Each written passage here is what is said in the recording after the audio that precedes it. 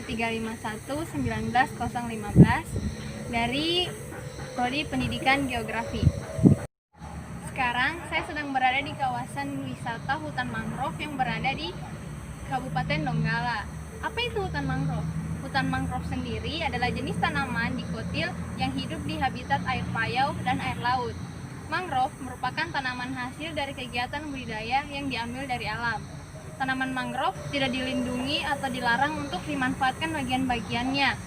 Misalnya dimanfaatkan untuk dijadikan bahan baku kosmetik, farmasi, atau bahan tambahan tekstil.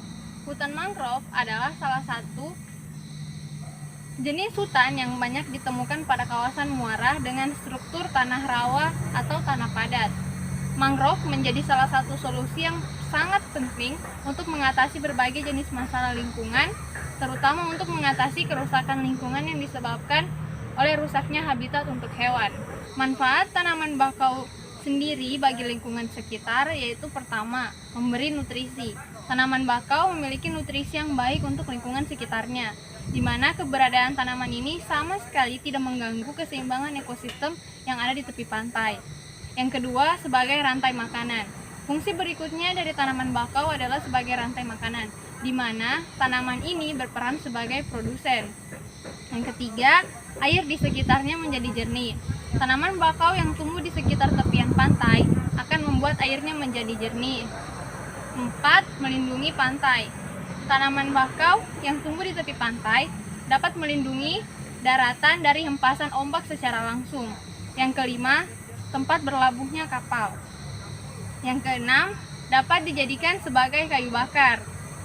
Tanaman mangrove juga bermanfaat di bidang kesehatan. Yang pertama, untuk mengobati diare.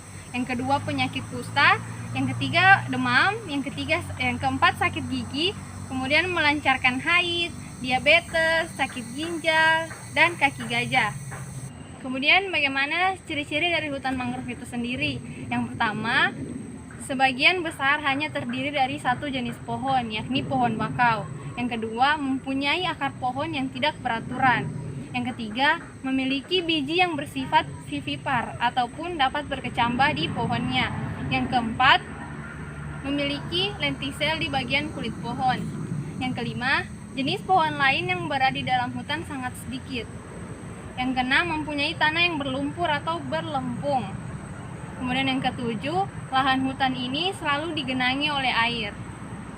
Yang kedelapan, adanya air payau yang mempunyai salinitas antara 2 sampai 22 ppm. Dan yang terakhir, mendapatkan cukup pasokan air tawar yang berasal dari darat. Di hutan mangrove ini sendiri terdapat beberapa fauna yang hidup. Yang pertama itu kepiting laga, yang kedua kepiting ungu panjat, yang ketiga kepiting semafor, yang keempat kepiting orange, yang kelima udang pistol, yang keenam ikan glodok, yang ketujuh kucing bakau, yang kedelapan kalomang mangrove.